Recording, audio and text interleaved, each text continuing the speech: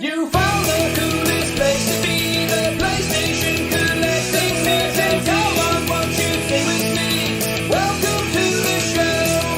Gather round the boys and girls, collectors from around the world. Let's show the people what they need to know. Welcome to the show. Gonna talk to guests, only got the best. Gonna put their knowledge to the test. Gonna laugh and eat, gonna live the dream. Gonna show you things you've never seen. Gonna sing a song to the break of dawn. Gonna run this party all night long. So come on everybody, let me see you dance. Get yourself ready for one more chance. You found the coolest place to be, the PlayStation collecting season. Come on, won't you sing with me? Welcome to the show. Gather round the boys and girls, collectors from around the world. Let's show the people what they need to know. Welcome to the show. Welcome to the show. Welcome to the show. Welcome to the show.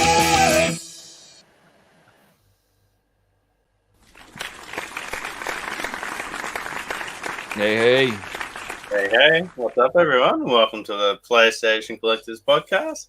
This is season number 3, episode 18. And tonight we welcome John and Jacob, the Exco Gamers, to the show. What's up, guys? Hey guys, how you doing? what's going on? Welcome. Thanks for coming Good on. to see you guys. Thank you for coming having us. We really appreciate it. Absolutely. on. Hey, you're welcome. So please tell us who you are and what you guys do. Okay. Yeah. So we were former coworkers at a video game store. We're not going to say the one, but they're pretty popular here in America. We worked together. We really hit it off, and then we started talking about collecting games. And we've been friends really for what, 3 or 4 years Yeah. now.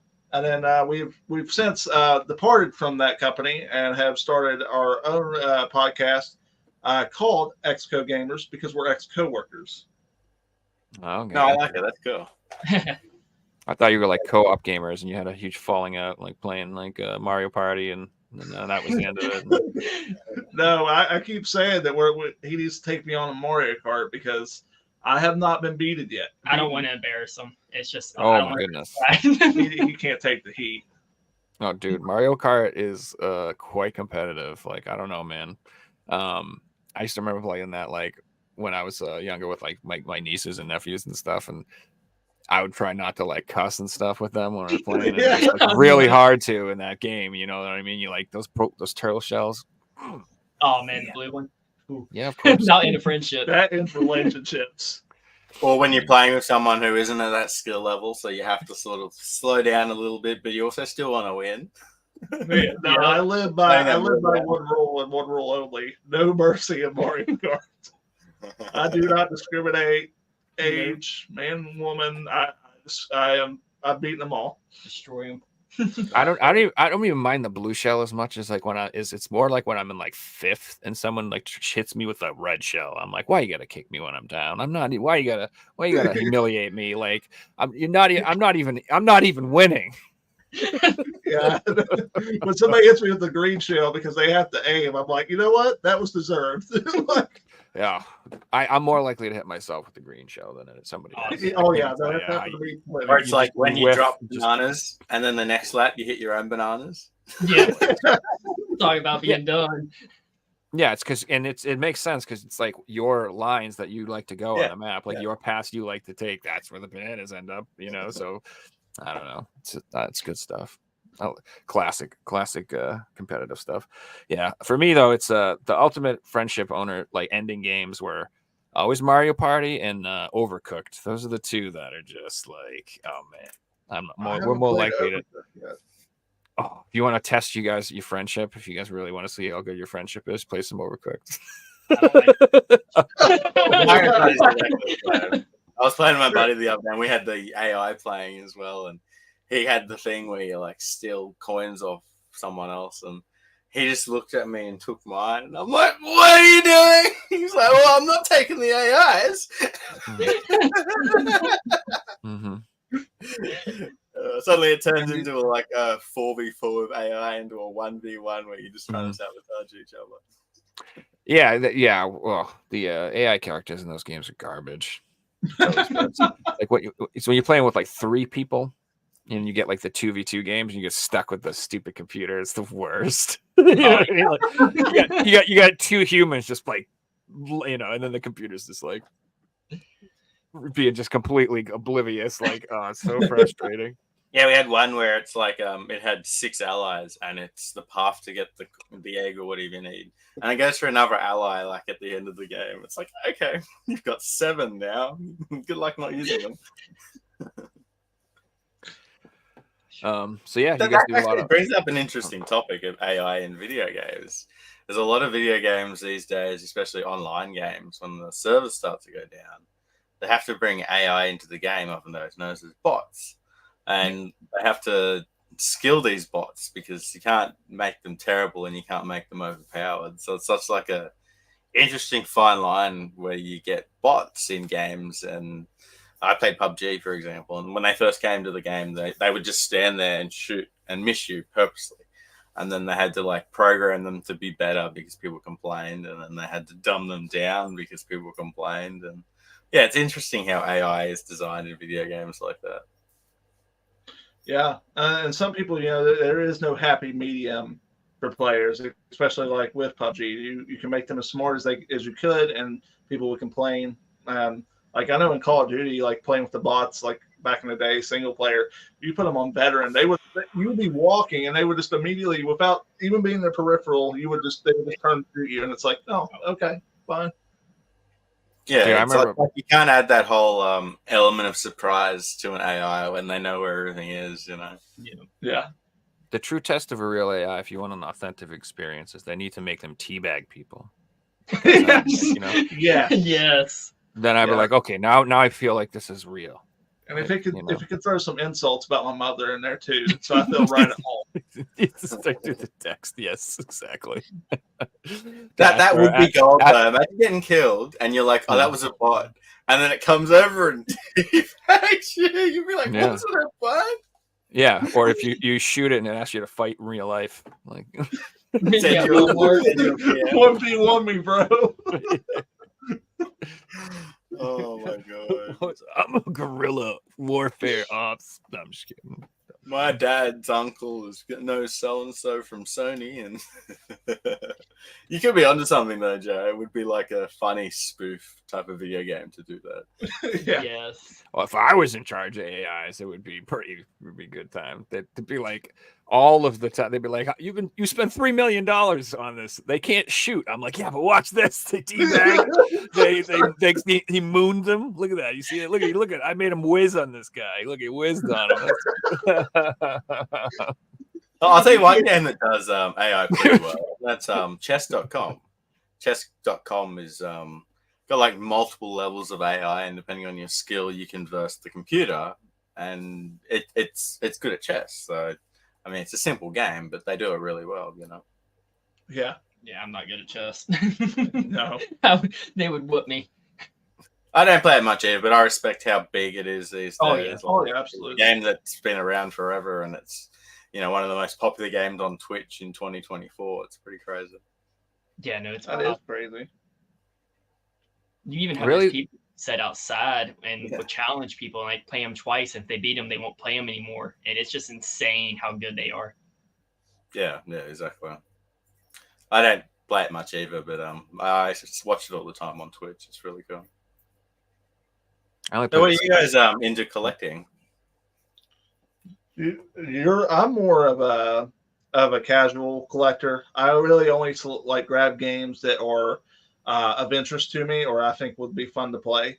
Like one of my recent pickups was Pirates of the Caribbean World's End. Not because the game is good or anything. I just thought it'd be fun to play. And I got it for $3, and it's definitely worth $3. That's not a penny more. But you're a little bit more serious. Yeah, I'm a little bit more extreme on that. I'm going for a lot of complete sets, not all at once. Just kind of tackle a couple. Like right now, my main one's Wii U. I'm about 20 titles away from being done with it, and then I'm going for PS4, of course. That's the big one I want to tackle, and then I'm working on PS3 right now. The only one that I'm like real big on is the Nintendo 64. I'm trying to get the complete set of that. Small library, but I haven't been slacking on it. I haven't been doing as many 64 pickups as I should have been. So they're gonna come out with an was it Analog? I think is coming out with an N64, and I would really collect that now if you were planning on doing that. If I were you, because I feel like that's going to like increase people's interest in buying those. Not that it's already not peaked. I think the N64 is kind of hot right now in general. Absolutely, but been hot for a decade. Yeah, you know, it's not going to do anywhere. Now, I guess the question is about your goals, guys. Jacob, you first. With the N64, are you going for just loose cards, or are you going for complete in box? Yeah, I'm going easy mode. I'm getting the loose cards. There's a couple games I've picked up with the box. I think it's Tetris Spear and Motocross 2000, and it was only because they were kind of cheap and just there.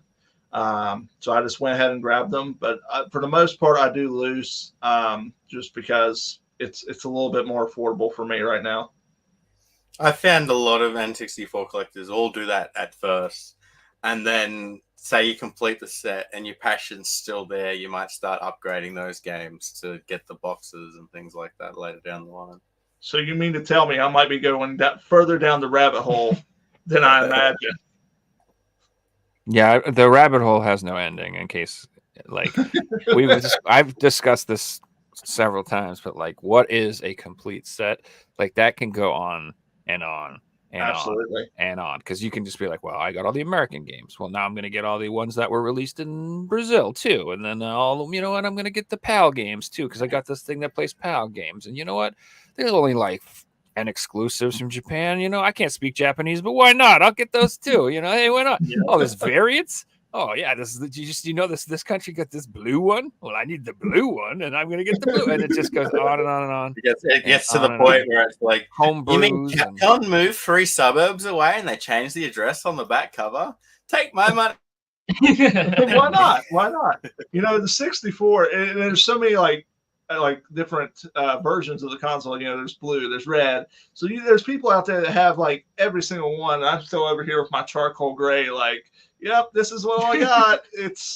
And then he's over here talking about his jungle green, and I'm just like, yeah, I'm not that exotic. Yeah.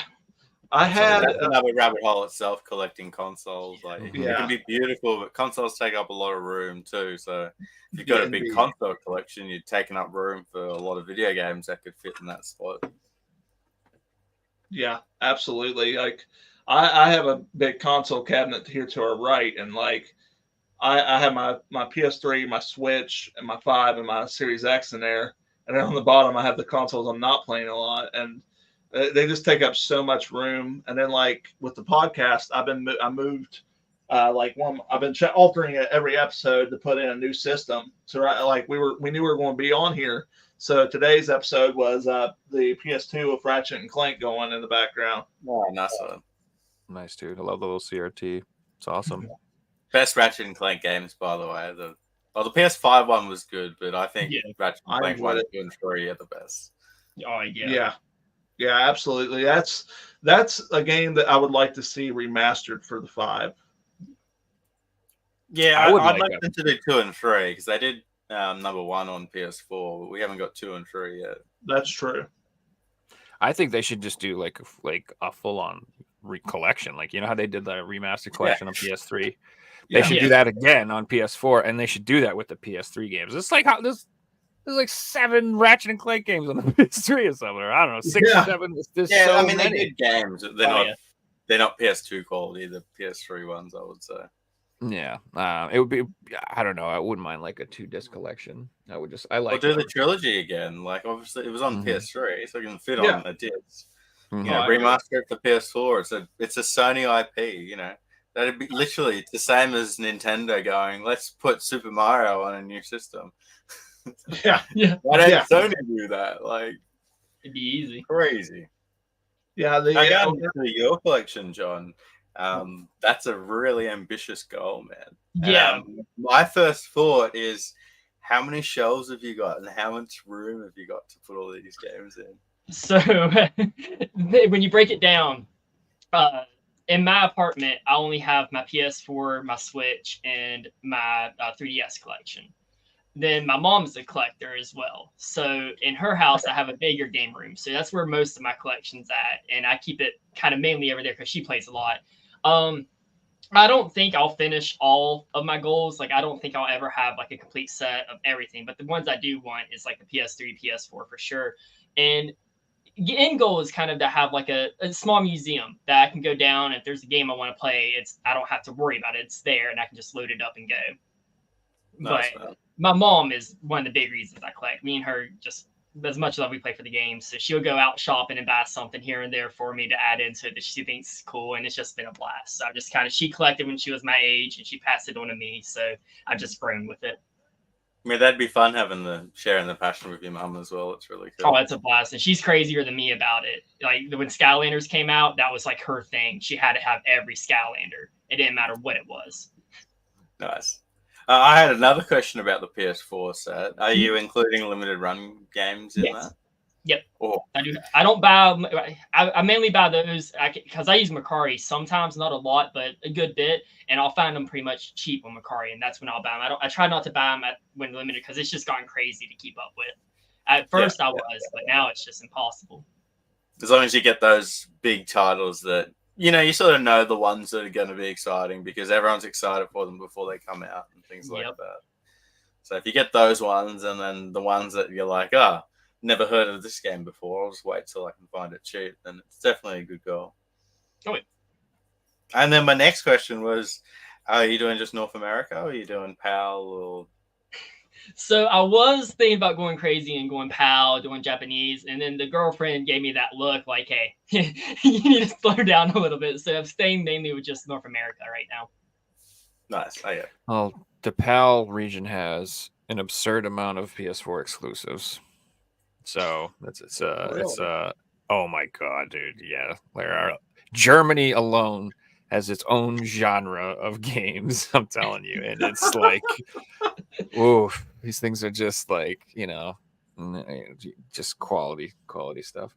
I would even argue that like the Asian region is where it's at because there's some really amazing Asian exclusives that play in English and they're not available anywhere else. And if you don't buy them today, they're generally going to be really very expensive down the line. So.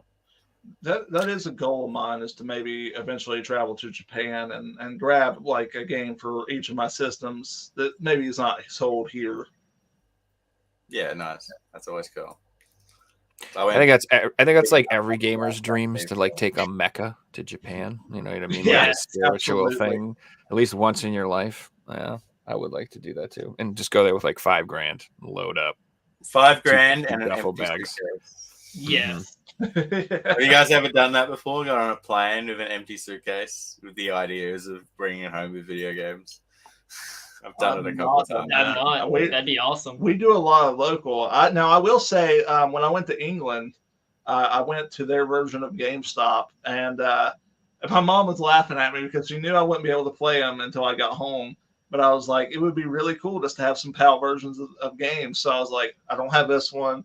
I don't have this one. They were doing a buy two get one. I was like, well, might as well take advantage of the sale. So I came home with like 6 games in my personal bag that I just like had stuffed in the laptop pocket. Yeah, nice one.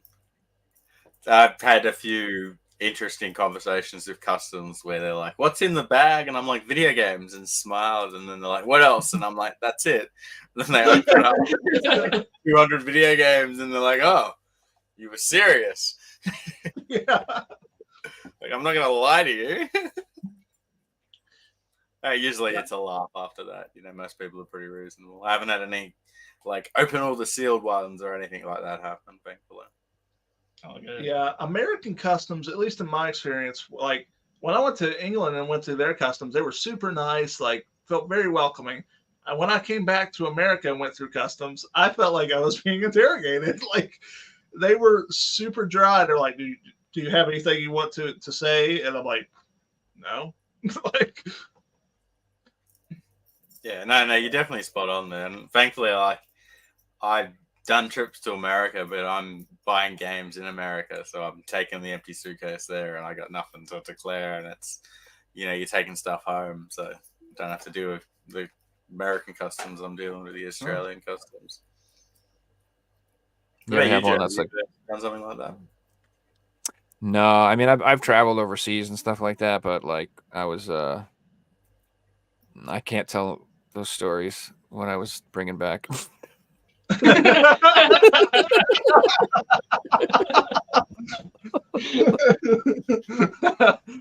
Hey, Joe, podcast, right? I can't incriminate myself. No, I never brought back video game. Came back on a tinny, sneaking in international waters. That's cool. You ever see those movies where the guys come up from the ocean with like the scuba mask on? Like that's me. I come off the boats, go through the harbor that way, and no. Yeah, I remember one time I traveled to Europe and I came back and this was like right after 9/11, I think, or right around then. I think it was afterwards. I'm pretty sure. No, it was definitely afterwards. I remember because I quit the job. Yeah. And I was expecting like severe like security, you know what I mean? Like when I came back, and like literally the guy like just like looked at my bag, and I had like a CD player Walkman because this is the olden days. This is the good old days. I had my CD player, and he just goes, "Open up the battery compartment." And I'm like, okay. And I showed him that, and he goes, "All right, you're fine." And he just goes, that was it. That was the entire thing. No pat downs, no scans. They didn't look through my stuff. I'm like, I could have had a dead body in here. And nothing. They were just like, he just wanted to see my battery compartment on my Walkman, and that was it. He was like, all right, yeah, you're good. I'm like, dude, what the heck? I don't know. So, but yeah. You could probably relate though. They would have, as employees, been told, all right, you have to be the most, through thing ever, and they would have copped it from their bosses after everything happened. So I'm sure they would have felt over it like, all right, 99.999% of people are normal, and I have to treat them like criminals. I just want to do my job. So no, dude, I'm so old. I literally I remember flying before the TSA existed. That's how old I am. Like there wasn't anything like that. You just get on a plane. It was crazy. I'll tell you what's crazy for me, and people who aren't in America will relate to this, is you take your shoes off at the airport in America. That's so weird. Yeah. Mm-hmm. It's so weird. That's like the one place where I'm like, I don't want to be barefoot here. Like, I have to make sure I have like quick slip-on shoes, so I'm not holding up anybody at the end of the line as I'm hobbling, trying to get the other shoe on. You gotta take your belt off, and oh my gosh. Picking goes to the scanner. He's got video games in all his pockets. They're like, what is with this guy? Pulling out the Game Boy cartridges, just like dumping them into the thing. That would be me. I'd be like, well, I got a PSP in this pocket. I got a Switch in this pocket. I got a Game Boy Advance in this pocket. I got a freaking. Well, do you want the games too? Hold on, I got them back here somewhere. You're just pulling out all these loose carts and everything. Yeah, sprinkle them on top. So I haven't done, like I said, much traveling and buying video games, but like one of my resolutions is I would like to start going to more conventions. That's something I would like to do, and because you can get some good deals. I think that'd be fun. It'd be cool to meet some more people in the community, get out of my house, do that sort of thing. So that is like something I would like to do more in the future. Not maybe. I would love to go to Japan. Don't get me wrong, but I feel like if I'm talking about a trip with that sort of money, my girlfriend's going to pick somewhere not Japan. We're not going there. She'll be like, fuck that, we're going to Paris, motherfucker. No. When we'll come down to Australia and see you, Figsy. Go on the Outback, eh? Yeah. Sounds good, mate. Find us some Tasmanian devils, eh? I don't know. I mean, it'd be fun. There's video games down here. There's plenty of countries that haven't got video games. Yeah, if I went on a big trip just to buy games, I don't know how that would go. It'd be better off if I got her a trip somewhere else and then I went on my own trip, something like that. I'd be like, you can go to Vegas, woo! Guess what? You're going to the Maldives, as I'm going to be in Japan that week. Connecting flights from the same flight home. I got you a trip to North Korea. It's kind of close. It's lovely this time of year. I don't know if you've ever been. Yeah. They don't have any games. Don't have to worry about that. See, that's the trick. Lay down on any statue. Pyongyang or another city that they might know is in North Korea, so it sounds exotic. That's true. Where's that? Don't worry about it. Don't worry about it. It's fine. You'll be fine. So yeah, the whole full PS4 set is gonna be quite intense there. That's a lot of games. I'm looking forward to it. It's been fun just finding what I have, because I try to avoid shopping online as much as possible. I try like just going out and finding it. I feel like that's the most fun, is finding it out in stores and stuff. And it's been going good. I'm setting at right now, I think around 670 something that I've added. And then I've been going crazy here lately. So I got probably about 40, 50 games just sitting in a box that I haven't tested and added to the collection. Yeah, I want to make sure they work and everything before I add them. The good thing about PS4, especially what you just brought up, is it's such a big library that you're going to be able to go out and find stuff that you don't own for so many years. It's not going to get to the point till you have like 2,000 games where you stop finding things. And that's what I'm enjoying about it. It's just you see stuff you don't see every time you go out almost. Yeah, it's a really cool system for that. And it's still going strong. They're still making them. Did you see that what I posted in the chat, Figsy, about NG Dev? Yeah, I've seen that. So NG Dev is like a small developer that like releases their own games on their own website directly to people. Okay. And so far they've done a couple Switch games, and they're very expensive and they sell out really quick. So they just announced that they're doing a sale of used copies. So if anybody wants Raytheon X or Gunlord X, if anyone's looking for those games on the Switch, I think it's March 3rd, I think. I could be wrong. Check out their website, NG Dev. But at this little tiny thing on the bottom, Jason, he actually sent me a thing and highlighted. It says, "We will be redoing our first PS4 game soon." And I was like, are you serious? Someone else is starting PS4 games now? God, stop, please. I want no more. I yield. Like, stop. My wallet can't do it anymore. Too, because that's like they probably had to open a bunch of games to make sure they work, and they want to take photos and show people. And that's probably just those copies. So they're really brand new. They've just been opened by the developers, Yeah. You're not going to get like a game that's got sticky soft drink on it or anything. Get one that like the case is busted in half, and I mean, even used, I'm pretty sure Raytheon was going like over $100. So I don't know. I mean, if they're selling it for the $40 price they sold it for, even at it used, that's a great deal. Like, super good deal. So yeah, they're really cool shmups, by the way. Raytheon is. It's like a side-scrolling horizontal shmup.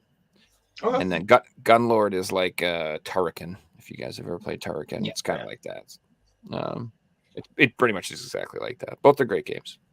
And then they also did Gunvein, which is another shmup that just came out, which I'm obsessed with. It's like literally one of my favorite shmup that came out last year, I think it was. Was it last year? Maybe the year before? I don't know anymore. But yeah, it was amazing. I'm hoping that's their PS4 game, to be honest with you. Oh, that'd be awesome. Yeah. But we'll see. But yeah, the PS4 just keeps going and keeps going and keeps going, friends. So like I said, just it'll be fun to collect for it forever, because you can just keep going forever. It's like insane. It's like 4,000 games. Well, see, the interesting thing about the PS4 is if you look at current systems right now that low print companies are doing, the older systems. So the 3DS, everyone's trying to do them, but they ran out of carts. They can't do anymore. The Vita, everyone's trying to do them, but they ran out of carts. They can't do that anymore. The PS3, it's too hard to do PS3 software. Like, PS4 is just Blu-rays. Like, these are going to be around forever. Like, what's going to stop them getting Blu-ray devices and blue plastic? Nothing. If they've got the money to do it, they can keep printing them, right? But PS4 still isn't going to go down. With like and with the transition from PS2 to PS3, where they went from Blu-ray to DVD, I feel like it's easier to obtain copies of the PS3 as opposed to other systems on the market. Like with I'm trying to think, what was the system? Like the Vita, it was the cartridges. You can hardly find those systems now. Yeah. Same way with the 3DS and DS, but like, I feel like PS3, PS2, and PS4 are so massively produced that I don't think you'll ever hit a point that we'll find like it's hard to find the common games. Yeah, I agree with you there. And even compared to the 360 and the Wii, the PS3 copies of Blu-rays, so it's rare to find a scratch PS3 game where it can be hard to get a really nice copy of some Wii and 360 games because they're Absolutely all DVDs. Yeah, the Wii I find it's pretty friendly to buffing machines though, at least. Like definitely. Not everyone has an expensive machine, or video game shops aren't around anymore. So unless you know someone with one of these machines, the average person doesn't want to pick. That would be a bummer. Yeah, I go to my local store. If that place closed, I'd be screwed. I really would. I'd be mailing you games, Figsy. Like, all right, Mike, I'm mailing you a box of games. Put it through your spinner. Send it back around. Yep. You've been getting them a long time because I got a pile up there and I still haven't got through them yet. It must be nice. I don't just like to clean them. I like to test them as well and make sure the games work because I'm selling them. We did too. If it could look fine, but you might have taken like all the layer of data off the disk, so it's best to check that out. Yeah, that would be what I was concerned about. It strips data away from the disk, so if you get to the point where it's at the middle of the disk, you're taking away content from it, really. Yeah. I've only had that happen once. I had one copy of like Zelda on the Wii that like it came out of the spinner and it just didn't work. I was just like, damn, like that made me sad. That's all good. I had a pile of 30 or 40 games that I couldn't get working. Like I bought a disc cleaner 2 years ago and I bought one, and prior to buying one, I was buying damaged games with the intentions of buying a disc cleaner. So I had all these like games that had been run over by a car or blah blah blah. Anyway, after getting Oh no. Everybody's internet's doing great today. Okay. I panicked for a minute. I thought it was ours, and I was like, no. No, that's him. That I'm back. And we're back. I don't know where I was up to on the story before the internet come down, but I was saying I had 300 or 400 games to clean, and after I finished it, 30 or 40 of them I just couldn't get working. And I would say at the start I wasn't as good as I am now at cleaning the disc. I've learned like little tricks to do it better and different things like that. However, I just decided to throw this lot up on eBay as all not working, scratch, with the intentions of someone with a disc cleaner would probably buy it. And someone with a disc cleaner did buy it, and he had a $5,000 machine. I had like a $500 machine, and he messaged me after saying he ended up getting most of them working again. So, yeah, it just really depends on the equipment you've got and different things like that. It's cool that you can save games. That's what I love. Having a game that isn't working anymore and you've got it working again. It's so cool. And then you start playing it and it's like, I just saved this.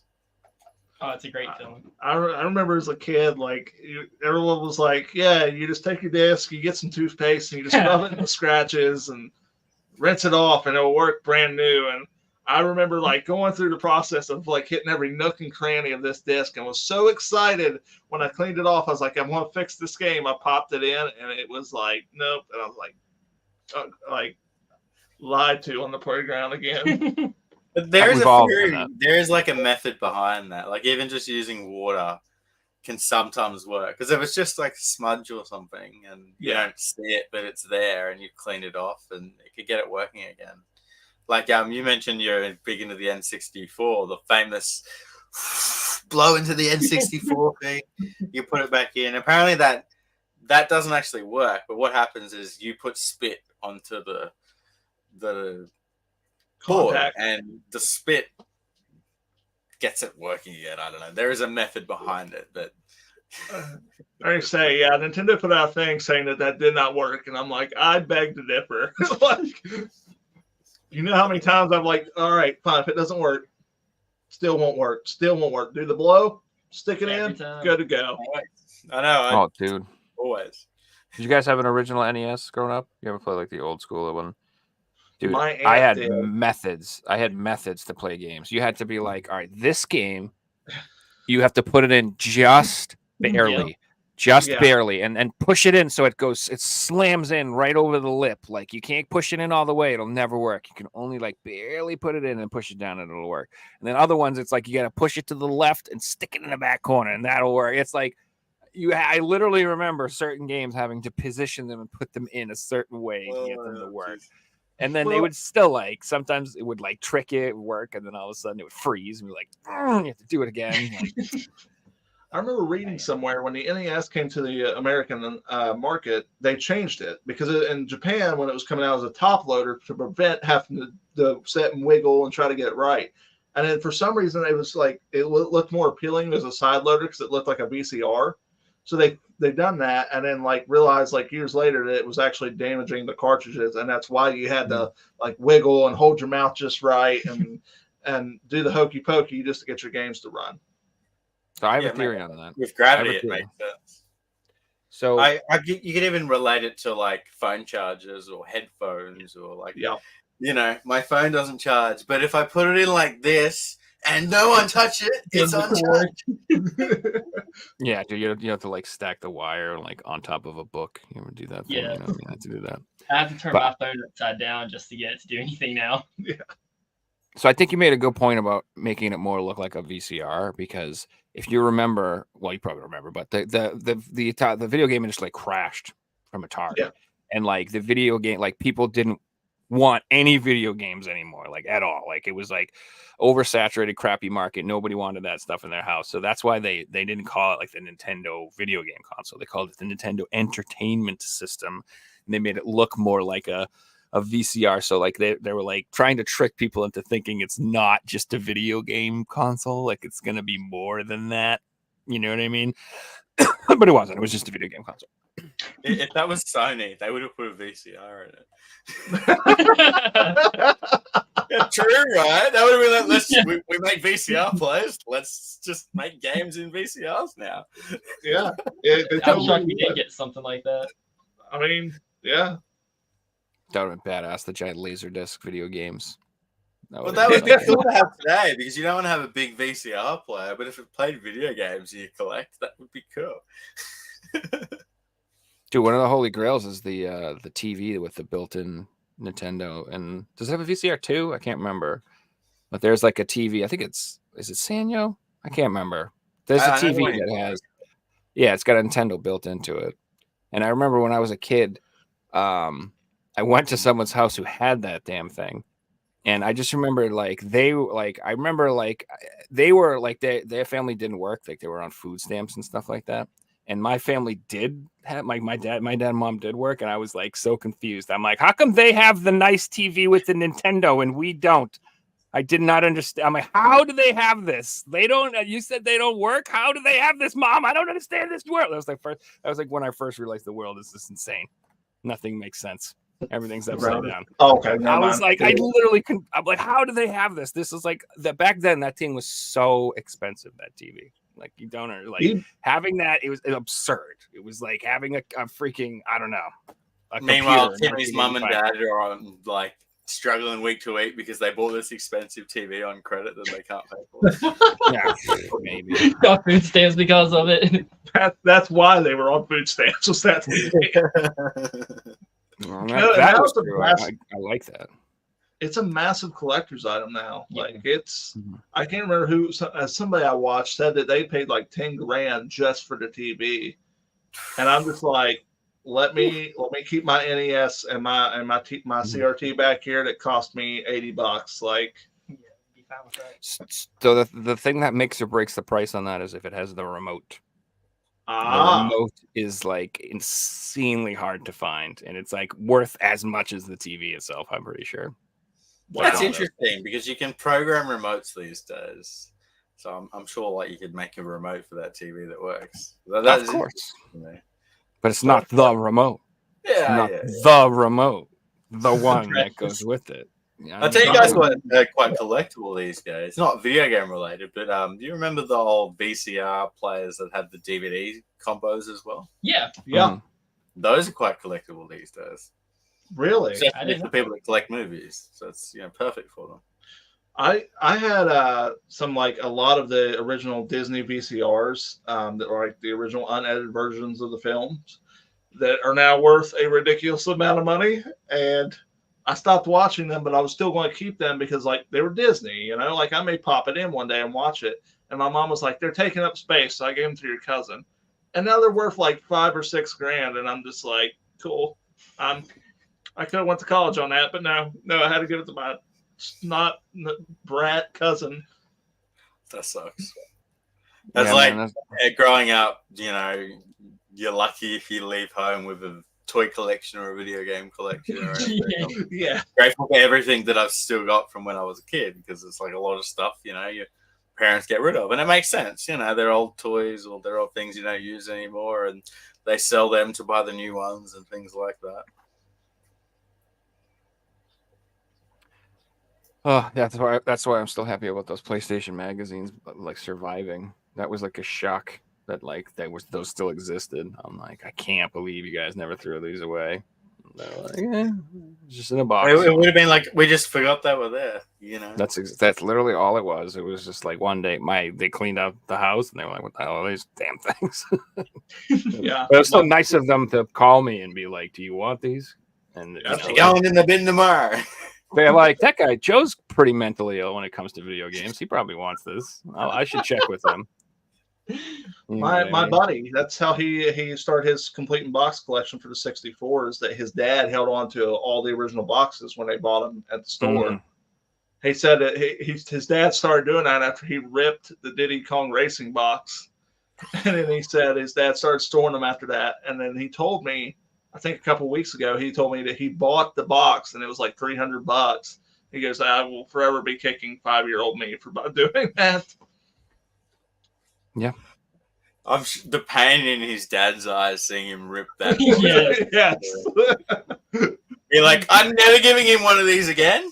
He can have the thing on the inside, and that's it. I think we all. It takes the card out and wraps it. That's what the box.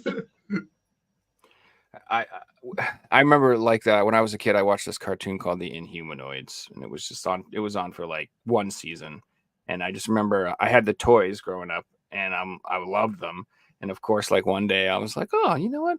I want to get some of my old toys. I would like to pick up some Inhumanoids. And they're all $350, $400. I'm like, what the damn, man. And like I have some, but they're like broken. So that's the same thing that like I was like, oh, this guy just needs an arm or head, you know, and no, man, it's just out of control.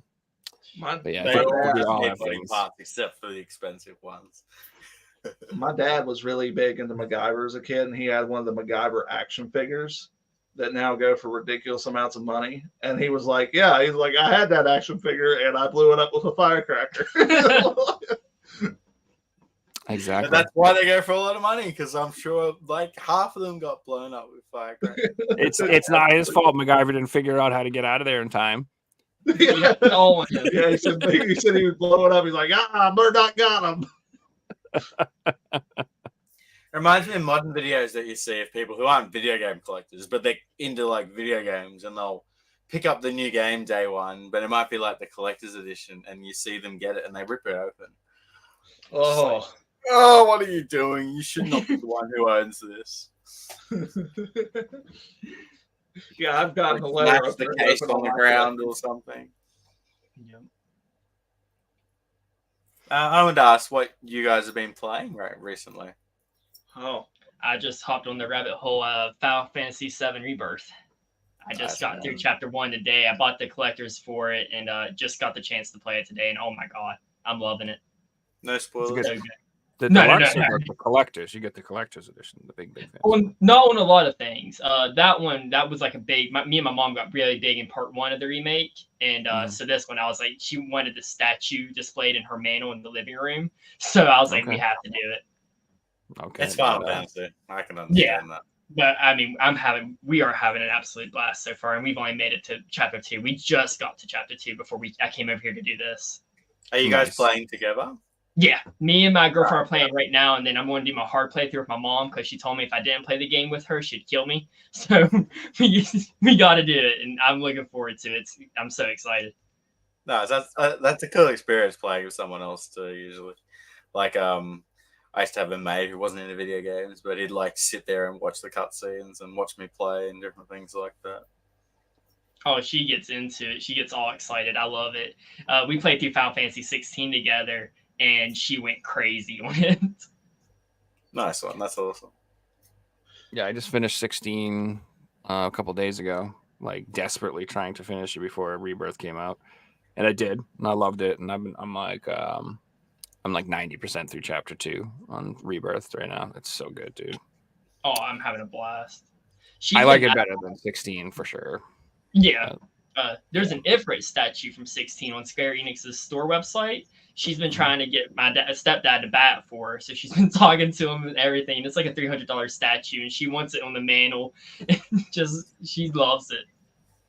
Yeah, that's awesome. Hey, on Final Fantasy, have you guys got the Pixel Remaster collection for PS4? I shot myself in the foot. I had it in my cart, and I was like, you know what? I'll just buy it later. I was at work at the time it came up and everything. I didn't realize it was a limited release. So you know what? I'll just buy it later. And when I went back to buy it, it was completely sold out. But yeah, it was in the cart ready to go. And I second guessed myself, and I hate myself for it. I hate myself. I'm one of those believers that it's Square Enix and they reprint everything. So we just have to be patient because it's going to be in their store one day and it'll be in their store forever. So just wait. Yeah, no, they will. Hurry up, Square. You can still buy Final Fantasy VII for PS1 brand new. That's pretty crazy, right? Like, wow, to think about that. Really? Yeah, I did not know that. Yeah, you can buy all the original PS1 games brand new from their website. Like, they reprint everything. I wonder if when the new Switch or the new Nintendo console comes out, they'll do a print of that for the new Nintendo console and the PS5, because they haven't done a PS5 version at all for the Pixel Remastered collection. Maybe they'll do like a print of that at least for people. That would be awesome. In theory, it would drive the price down slightly because I would buy it and not care about the PS4 version. I'm sure a lot of people would, and that takes away demand from the price of the PS4 copy. I'm totally fine with my PlayAsia Switch copy. Totally cool with that. So, you can get like 1 through 12 on the Switch now. You can get like every single Final Fantasy game now with this Pixel Remaster. And you can get 7 and 8 in a combo, 9 on its own, and like not 11 because it was online. Well, not the online ones. I don't count those, whatever. But yeah, all the main releases. But yeah, you can get everything up to 13 on the Switch. So I'm cool with having it on the Switch because you can't. I don't think the original 7 has a physical release on PS4, does it? I don't think it does. 8 does. 8 has they did like a standalone, not the original 8, but not 7, which is weird. Very weird to me. Like, why? I mean, you can get every other one pretty much. So I think maybe it was a whole we're doing the remaster, so we don't need to put it out there, or I don't know the reasoning behind it. It's literally the second best-selling game on PS1. It sold over 10 million copies. Like, sure, it's a no-brainer that everyone who bought it wants to play it on modern systems with trophies, etc., and we'll just make $30 million for nothing because we've already owned the properties to the game, and you know. It would take nothing to do it, and they'd make tons of money doing it. They should port Tactics too. Absolutely, yes. And Chrono Trigger, and there's a lot of things that, like I guess last week was saying, if Square Enix ever had financial troubles, there's things that they can do to bail themselves out. So maybe they're not doing it for a reason, and we're going to see it later down the line. I hope so. That'd be awesome. Imagine just like, oh, by the way, guys, the next couple of weeks we're dropping Chrono Trigger and Final Fantasy VII and Chrono Cross, and they're all going to be on modern systems of trophies and HD, and enjoy. Oh, I would lose my mind. I would go crazy. They're like 40 million copies in a week. Yeah, it probably would. Oh, undoubtedly. Share prices would go through the roof, and yeah, I'm sure that it's on one of their whiteboards. Like, we can make money doing this. It's just insane they haven't yet. Yeah. I'd love an HD remake of Brave Fencer Musashi as well. That would be really cool. That's like my favorite Square games or whatever. That was the game that like got me back into collecting. That was like the first game I had like the really bad nostalgic itch for to like get again and play. It was like I was just sitting there one day like, dude, I gotta play Brave Friends of Musashi again. Like I just have to. I don't know. It was like a compulsion or something. Like I can't, you know what I mean? Like it was just like I was just like, oh man, I remember having so much fun playing that game. I gotta have it. I just gotta have it again. And like that's what like spurred me getting my kid childhood games back. That was like the first one I got. And then it spiraled out of control into like this whatever, this entire collection just went out of control. So I don't know. I've always had like a special place for that game, and I would love a remaster of that game. What's Figsy though? Yeah. Oh, he's just grabbing something. He'll be right back. Okay. Okay. No worries. So like what do you guys been like playing like or collecting like recently? Like anything special? Like you guys So I recently been playing I picked up Helldivers 2. I've been playing that. That's been a lot of fun. Probably the most fun I've had in a multiplayer game in a long time. Playing that with friends, and it's really fun. And then before he came over to record the podcast, y'all are going to shoot me for this one, but I have not beat part 1 of The Last of Us. Like, still never played it or beat it. So I was playing some of that before he came over, and I'm on the tail end of the story. I cannot give anyone shit for that sort of thing because like I'm like a hipster gamer. I play like all indie shit and weird crap, and like I haven't played Last of Us. I haven't played like the new God of War games. I haven't played a single Uncharted game. I have quite a few games that like people are like, huh, what? Like I played like half of one Metal Gear Solid game. Oh wow! Yeah. I haven't played the original. I would like to though, because I feel like the original, like even for the time, was so groundbreaking. Yeah, I loved it. I played like I said, I played like halfway through the first game, and I've always meant to go play through the whole series, but it's just, dude, Final Fantasy VII just came out. Like, what am I gonna do? What am I supposed to do? I haven't played any of the Final Fantasy games before. And we were actually discussing on our episode just today that I was talking about 7 because I was going to start playing the 7 remake because I never played the original 7, and I was like, well, like, what's the point when I can play the remake? And he's like, no, there's some changes. He's like, if I had to describe it, like 7 for the PS1's like a book, and then the PS4 remake's like the movie. So you definitely want to play both of them because it gives you a different experience. So I will eventually cave and play Final Fantasy VII. I haven't got there because the internet has already told us like what happens. So like I'm afraid to get into it and just not enjoy it because I already know what's coming.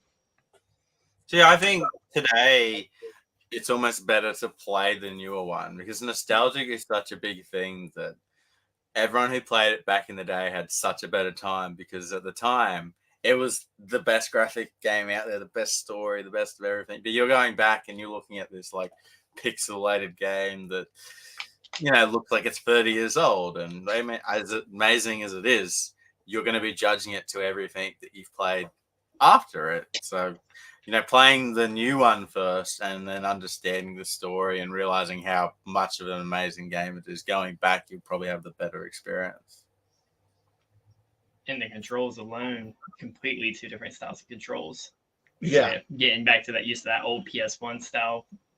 Yeah, I played the demo, and I know the PS1 version's turn-based, at least that from what I understood. And then I played the demo for 7 when it came out, and it plays a little bit like Kingdom Hearts.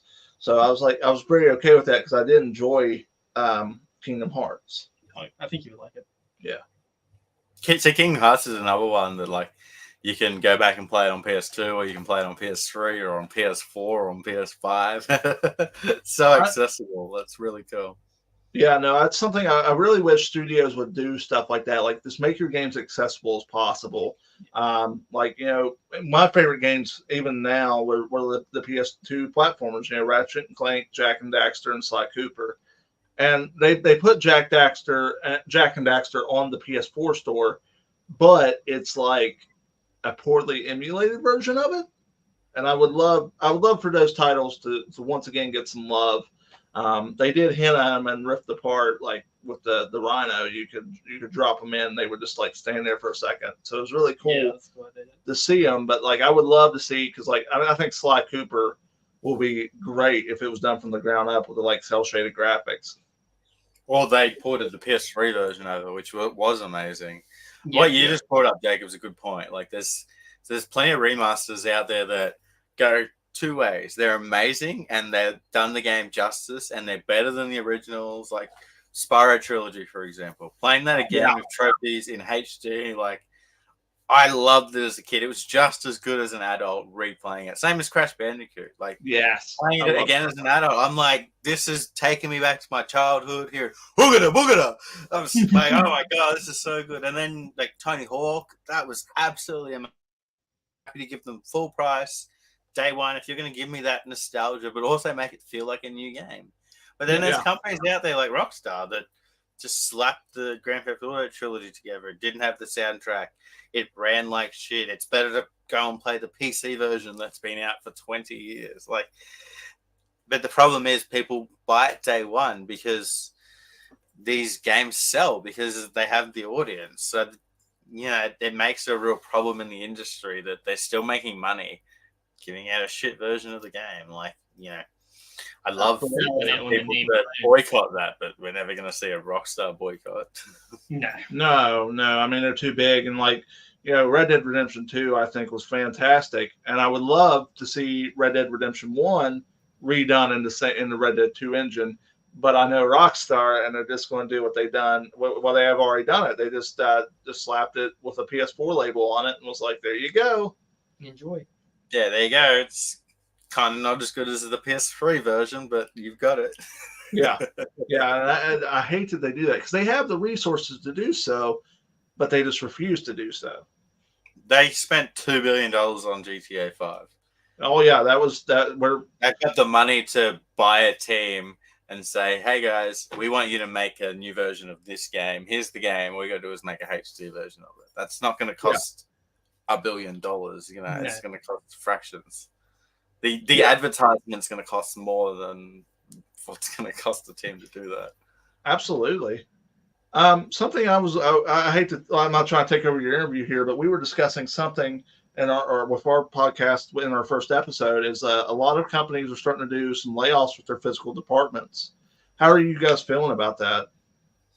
Well, especially in the last week or so, like we've noticed Activision has just laid people off, and Insomniac have just laid people off, and Xbox awfully just laid a lot of people off. And I know Sony came out and announced that they've laid a lot of people off. And you know what really, really scares me is all these layoffs are because these companies realize they can just use AI to do the work of hundreds of people.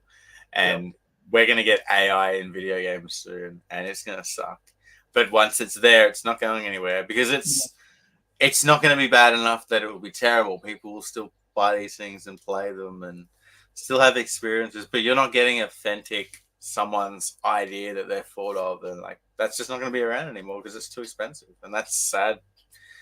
I know it's the future of all media, but it's sad, and we're seeing it. Oh, it's going to suck. Absolutely. Yeah, it's I mean, gosh, it's a complicated topic, and I think it could be dealt to a lot of factors, but I just think that the price of games to make them has gone up insanely over the last 10 years, and they're still selling games to the same price they were selling games in the 90s, pretty much. And that can't work. That's just not going to work. Think about everything else in this world. Like, I was paying $50, $60, $70 for games back in the 90s on Genesis and Super Nintendo. That was really a thing. And now the games are still $50, $60, $70. And I'm someone who, like, I don't even want to spend that much. I'm so cheap and patient. Like, I rarely spend that much. So I wait until the games are on sale for like $30, $20. And the budgets of the games are out of control. You're talking like $200 million, $300 million, some of these games. Like, it's just, it's completely wild. So, like, it's a completely unsustainable business model Like it can't keep going like that. Like you have to sell. Like your game has to be not only popular, it has to be just like a complete slam dunk, monstrous hit to make money. And like it's the same thing the film industry is happening. Like, you'll hear about these movies and these games that come out, and it's like the game sold $150 million, $200 million. It sounds great, but then you realize it costs them even more than that to make it. So it's like they still didn't even make money, even though it was shit that should have been successful. Like a game that, you know, made $250 million 10 years ago probably did well. You know what I mean? Like, you know what I'm saying? Like it's not working out. So like Figsy said, they're going to have to cut costs, and they have to cut budgets, and they're going to use AI to do that. And they're going to cut staff to do that. And they're going to downsize. And honestly, like maybe we don't need games that are this big. Maybe we don't need these giant open world experiences that have 300 hours of content. Maybe that's just not the way things should go. Maybe companies should work on a smaller, tighter experience in 30 hours and sell it for cheaper and sell more copies and try to make money that way. Does that make sense? Like, I don't think you made me think of something crazy. How many? Let's obviously DLC is around and you can buy stuff online. Let's just assume that's not around. Just GTA 6 on terms of like how many copies they would need to sell to break even. It's a $2 billion game. Like, I know they're going to make their money from online, and that's why they're doing it. But like, it's absolutely crazy. I'm just going to do the figures real quick. $2 billion. Say it's about $2 billion making it. $2 billion right. with a B. With a B. Yep. That's like the gross domestic product for some countries. Yeah, like they would need to sell like 30 million copies to break even if they got $60 for every copy, which they don't get. You know, it's absolutely. They're absolutely going to get it. It's which I'm not trying to like downplay the game. Like, it is a fun game to play, and I did enjoy it. I've played the story. But I don't understand how it's sold so many copies, or why it's so big. Well, I like to think of it like GTA isn't a video game anymore. It is what people associate video games with. So if you asked a normal person, a regular person who isn't into video games, tell me about the video game systems, and they'll be like, oh, you've got Xbox, Sony, Grand Theft Auto. You know, it's that big, like, it's sold more copies than the PS4 or the Xbox One, or like, that's how big of a game it is, where no game in history has ever even come close to this. So it's sort of like we're seeing it for the first time, because it's bigger than any system. It's bigger than anything, really. It's bigger than any movie, any CD that's ever been out. It's absolutely insane what it's done for media. Oh, yeah. And then back to what Joe said earlier, these game companies making these 300-hour games. I mean, nowadays, who has time for that? If you're an adult, 16 older, have a job, you can't put 300 hours into a game like you could when you were living at home with your parents. School was the only responsibility you had. So I have to agree, cutting down on that and making 50-hour games, 60-hour games might be the way to go with it, and just make it a tighter experience than just this whole open world. I can attest to that as a college student and working part-time and doing this and stand up on the side. Yeah, it's definitely hard to sit down and play these games that are like 60, 70 hours. And then, you know, my brother who only has school is like, yeah, man, I already beat it. And I'm like, I hate you.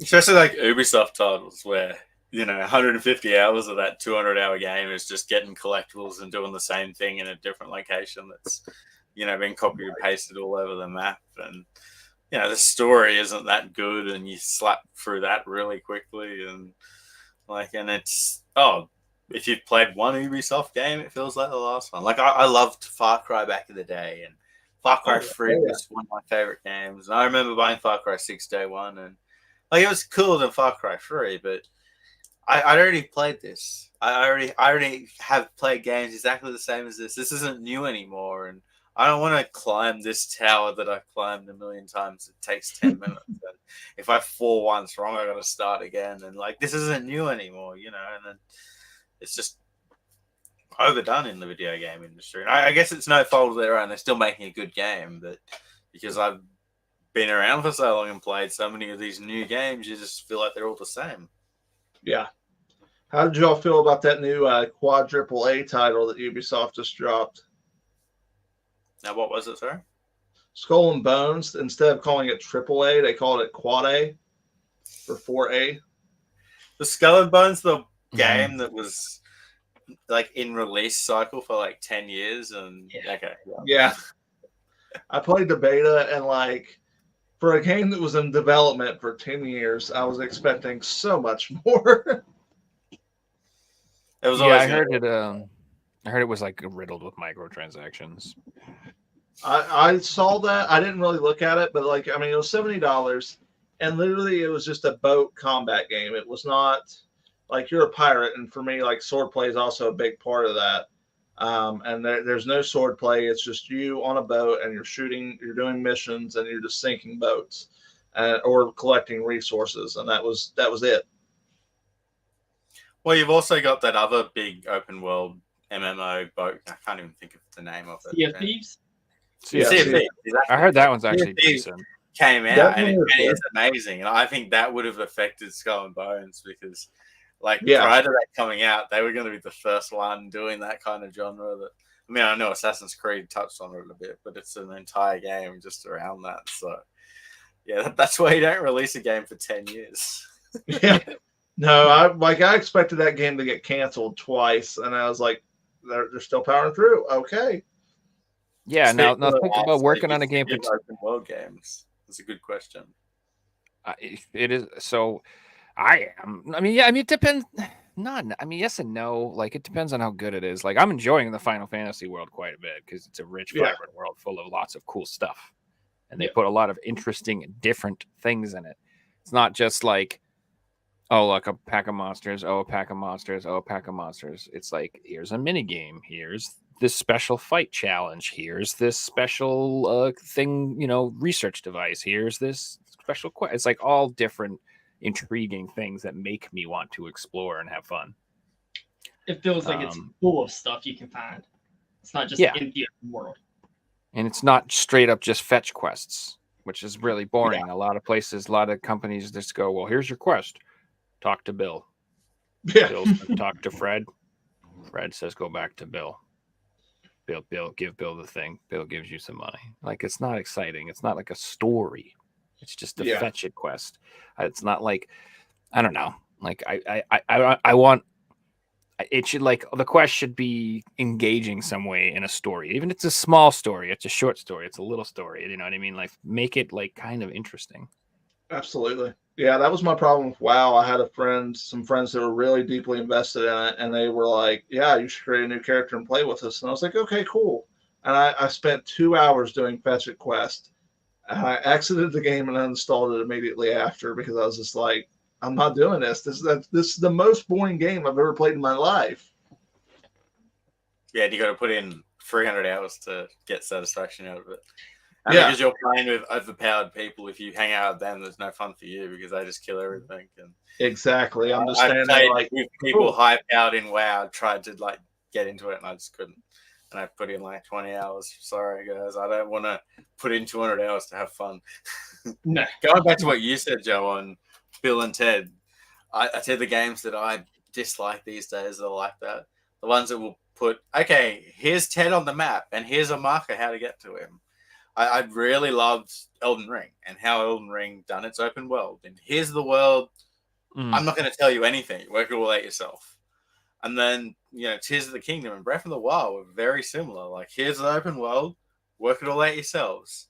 Everything you see, you can go to, but you got to do it yourself. And you got to work out how to get there. And that was fun, exploring without having someone tell you where it is. And it was a cool experience. It felt like the old days where you're playing a game about the internet anymore. But I feel games today are too dumbed down for like go to A, go to B. It's an open world, but really it's a linear game because you're just following the missions around. And, Tears of the Kingdom, I ended up having to pick up the guide on because I was like, there's so much, and like I have I do agree with you. I like the aspect of Elden Ring and Breath of the Wild. But like I also like games like Skyrim that tell you where to go because I get distracted so easily. like I'll spend like 3 or 4 hours in Tears of the Kingdom just doing the Korok seeds just because I think they're fun. and they'll be like, I have done nothing to save Zelda, who is supposedly like dying and fighting Ganon in the castle. Now, see, I think that's the best part, man. Like, I put 150 hours into that game, and I beat the 4 major bosses, but I didn't do the last one because I didn't look up in a guide where it is, and I still haven't unlocked it yet. But I have finished every single recipe and like unlocked every shrine and done all that stuff because I just got sidetracked. Yeah, no, and the gameplay is fun, and like for that, I think that's why it's considered one of the best Zelda games of all time. Is just because when those games were developed, Miyamoto even said that he wanted people to feel like they could explore. And so when they did done Breath of the Wild and Tears of the Kingdom, it was just like complete. Like you can go where you want, you can do what you want, and it's just I agree with you. It's a lot of fun. I enjoyed Elden Ring because of that too. Is because they had the tree sentinel, and like he was very difficult for early on, but I think he was there as an example of you don't have to fight him right now. You can move forward and try to fight something else. Yeah, actually, that was a perfect start to the game. And yes. I know people, and you're going to know people as well, who sat there and fought this boss 50 times until they beat it because that's how they play video games. And they had no idea that you could just walk around it and come back. And perfect game design. They put this here. So most people give up and go somewhere and realize that that's not what they meant to do. But look, I know people who sat there and grinded through it. And Jonathan, I know someone really well, Pixie, really well that done that. Hasn't completed the game because of it. Look, after the 25th time, I gotta put it down. I can't do this no more. My pride. Well, like it gets better. Like after that boss, there's a swamp and there's a dragon in there. And the dragon's meant for like level 50. So you can, let's assume you beat the Tree Senegal. The next boss you'll fight, you're not meant to face until you're halfway through the game. And you'll be like, this is the hardest game I've ever played. My favorite thing that was like a meme after that game came out was like, this is a role-playing game. What role do I play? The victim?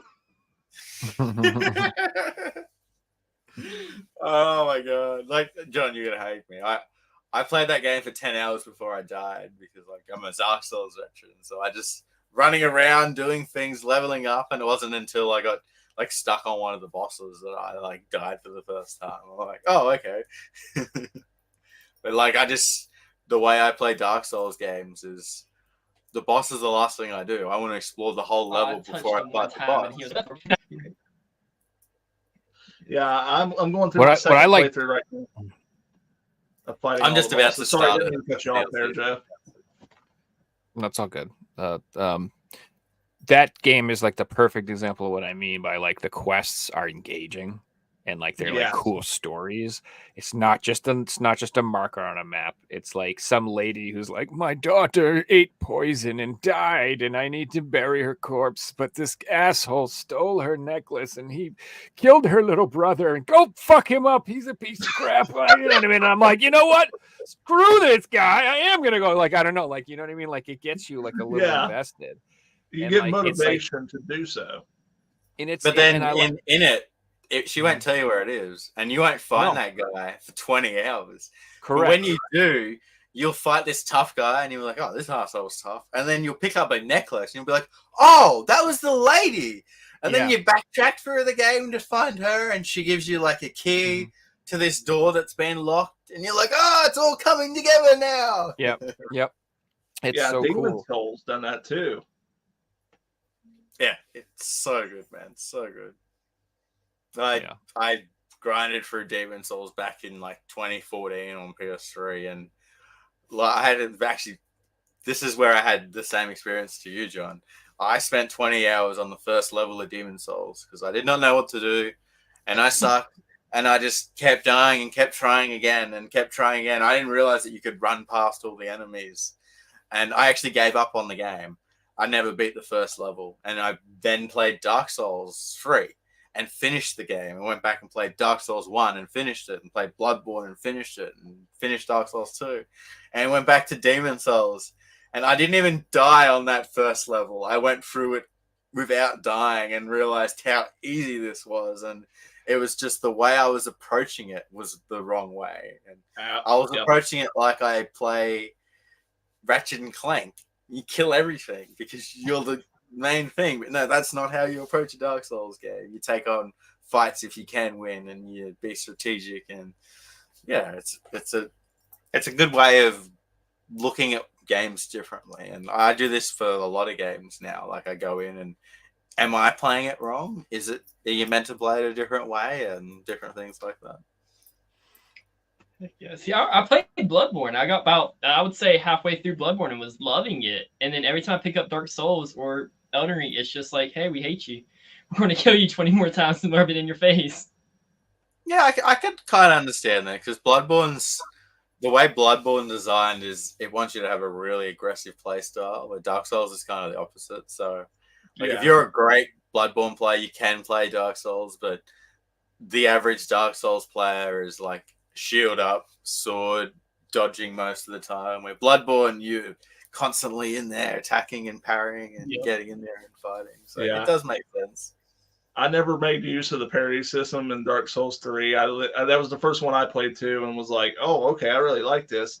And my buddy set me up on it. He called it a bonk build, where you just put strength or points into strength, endurance, and vigor, and you have a big weapon. And I was like, oh, cool, I'll do the same thing in Bloodborne. And that is, you cannot do that. not early on when they have that big, giant, like, cult thing going on.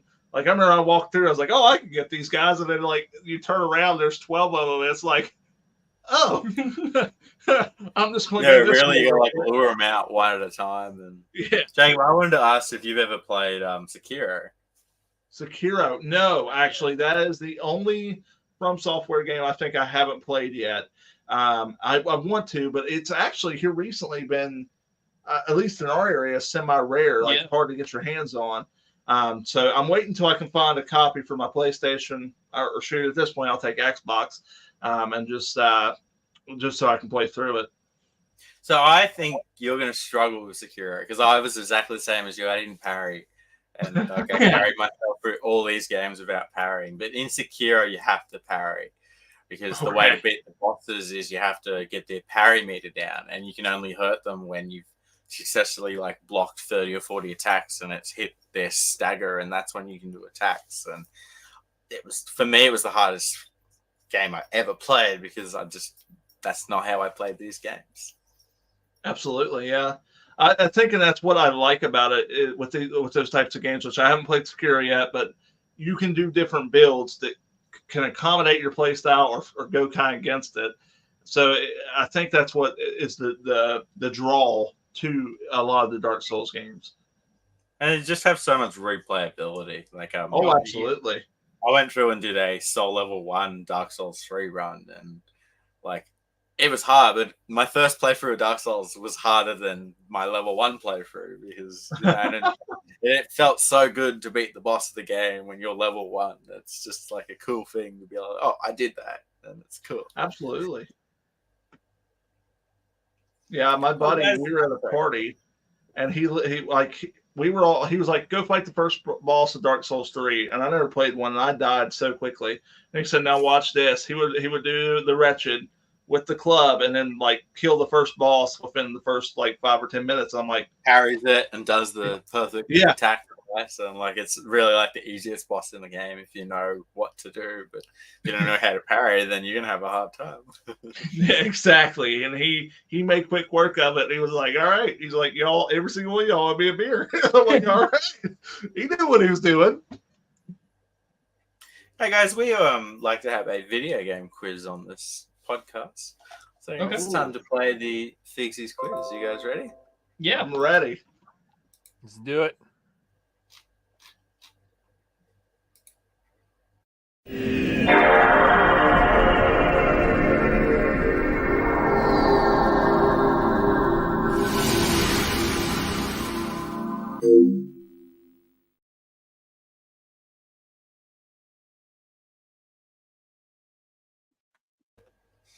Before we get into the quiz, as always, we have a question for chat.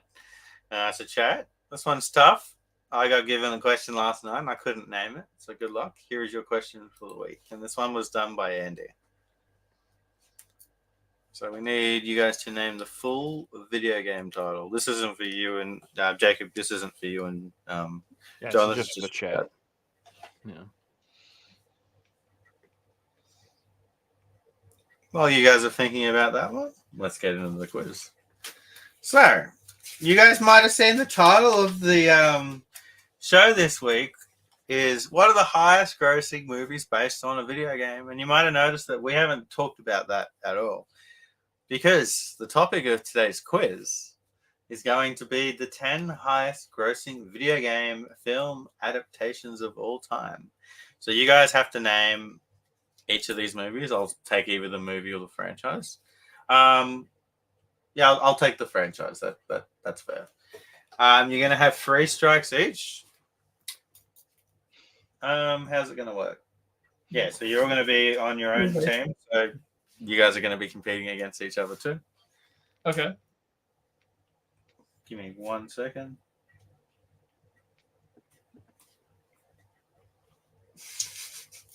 I got 3 J's on the paper. Usually I just put an initial down. I had to write your full names out. So the order is going to be John, followed by Jacob, followed by Joe. So you can have 3 strikes. We're looking for the 10 highest grossing video game film adaptations of all time. So John, you want to start?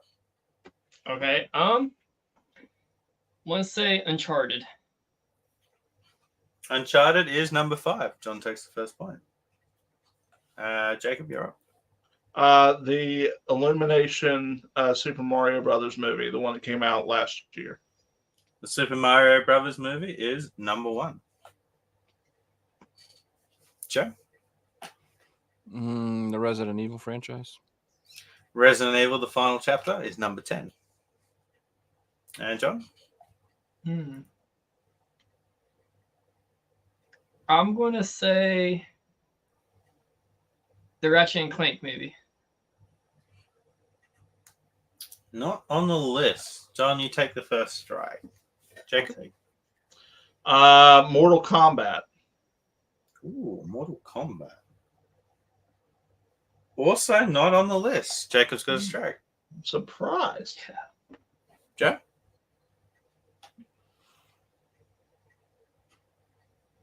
Does the Wizard count? Does it have to be it's like a video game franchise? It's like it actually has to be a game, right? It's not just like a video game themed movie. Yeah, they're all games. They're all actual games. Okay. I'm pretty sure.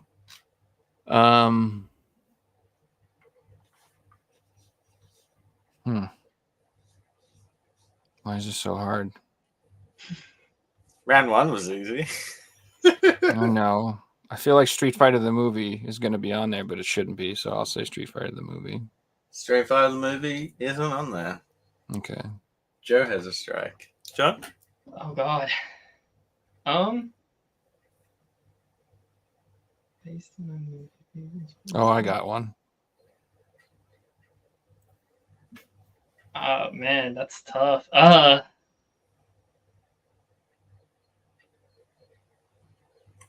So name number 1, Super Mario Brothers. Number 5, Uncharted. Number 10 was Resident Evil.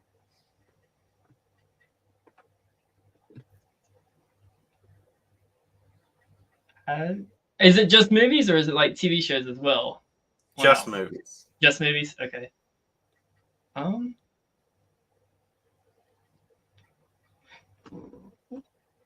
No, there's not a game of it. Never mind. Tomb Raider had a movie, didn't it? Mm-hmm. Yeah, I'm gonna say Tomb Raider. Good answer. Tomb Raider isn't on there. Dang, that was what I was going to say. That was literally the one I was going to say next. Fuck. It's hard. I want to throw this out there. It's probably not on there, but we're going to take a shot in the dark. Is any of the Pokemon films on there? It's a good guess. I'm going to give you a point for Pokemon Detective Pikachu. Yes. As I said, franchises. I don't need the name of the film, just the franchise. Joe, you're up. I'll say Sonic the Hedgehog. Sonic the Hedgehog. Good Comes one. in number 6. Number 6? Yep. John, you're up. I'm gonna say Assassin's Creed. Not on there. John, that was your last strike. At this point, you were out, but see what happens. I'll take that. Hit the ejector seat. Boing. No, I'm kidding. All right, So Jacob, you're up. So I have a question. He said Sonic. Does that count the sequel as well? Sonic the So Hedgehog? there's one of each franchise on for each Okay, number. just one from each franchise. Okay. Oof. Oh. No, I'm giving you a point. Sonic's on there twice, and it's the only one. I'm giving you a point. Sorry. Okay. Jacob, you get a point. I didn't realize I was on there twice, so the whole franchise thing went out the window, but it's all good. It's the only one. Fair. So Sonic the Hedgehog was number 9. Sonic the Hedgehog 2 was number 6. Okay.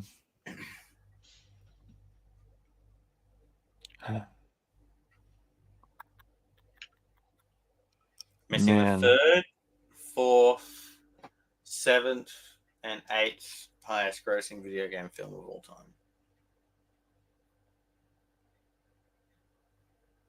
Double Dragon. That movie's so good.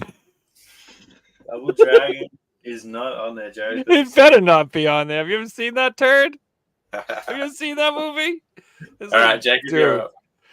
Oh, I'm going to say, is there any of the Final Fantasy films on there? Oh, good answer. Final Fantasy isn't on there. Jacob's got his second strike. All right, Joe. You're on 2 strikes. I need a name of a video game film. Otherwise, Jacob wins. No pressure.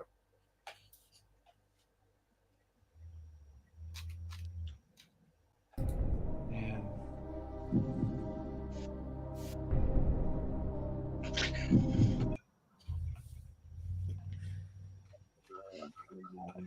What movies came out? Games. I think of so many movies they made games for, but not the other way around, you know? Yeah.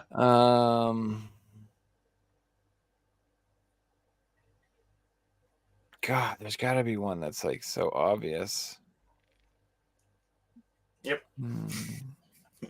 Oh, Yeah, there's I just thought of it. There's probably you quite were a supposed to few. give hints. I'm kind of mad at myself. Yeah, phone a friend.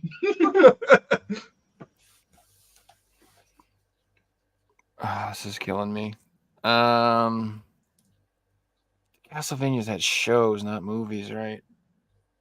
Shit. Not the Contras. Excellent show, though.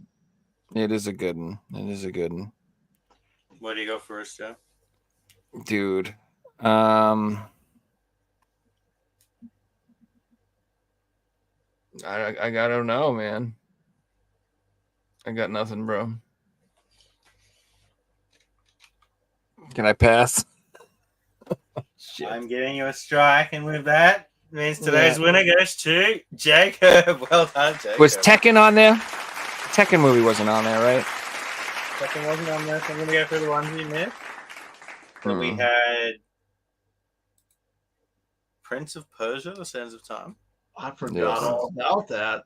That was number 8. I didn't forget about that. I just assumed that they had no money. I didn't think it did either. The original Super Mario Brothers movie, maybe. Number 7 was the Angry Birds movie, which number 4 was Rampage. Oh yeah. Wow. I've never actually seen that. Was that any good? And then number 3 was gettable. It was Warcraft. Oh, that's true. I'm just happy I got one right. So I have to admit that I actually that's a guilty pleasure of mine. I actually like the Warcraft film. I have that on 4K. I like that movie. It's not good, but I like it. And I'm just going to pull chat's question up again. No one has got it correct yet. So chat, here is your question once again.